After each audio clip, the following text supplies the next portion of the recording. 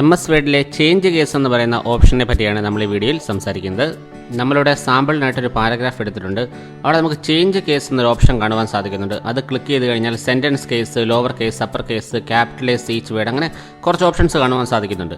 നമ്മളിപ്പം താഴെ കാണുന്ന പാരഗ്രാഫ് സെലക്ട് ചെയ്ത ശേഷം ലോവർ കേസ് എന്ന ഓപ്ഷൻ സെലക്ട് ചെയ്ത് കഴിഞ്ഞാൽ ആ പാരഗ്രാഫിലെ എല്ലാ അക്ഷരങ്ങളും ലോവർ കേസിലേക്ക്, അതായത് ചെറിയ അക്ഷരങ്ങളായിട്ട് മാറുന്നത് നമുക്ക് കാണുവാൻ സാധിക്കുന്നുണ്ട്.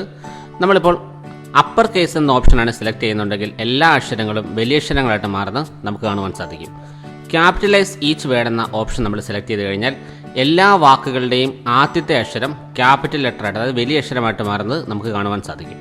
ടോഗിൾ കേസ് എന്നൊരു ഓപ്ഷൻ ഉണ്ട്. അത് നമ്മൾ എടുത്തു കഴിഞ്ഞാൽ എല്ലാ വാക്കിൻ്റെയും ആദ്യത്തെ അക്ഷരം ചെറിയ അക്ഷരവും ബാക്കിയുള്ളവ വലിയ അക്ഷരമായിട്ട് മാറുന്നത് കാണുവാൻ സാധിക്കും. ഏറ്റവും മുകളിലായിട്ട് സെൻറ്റൻസ് കേസ് എന്നൊരു ഓപ്ഷൻ ഉണ്ട്. അതാണ് എടുക്കുന്നതെങ്കിൽ എല്ലാ സെൻറ്റൻസിൻ്റെയും ആദ്യത്തെ അക്ഷരം മാത്രം വലിയ അക്ഷരമായിട്ട് മാറുന്നതും ബാക്കിയെല്ലാം ചെറിയ അക്ഷരമായിട്ട് കിടക്കുന്നതും കാണുവാൻ സാധിക്കും.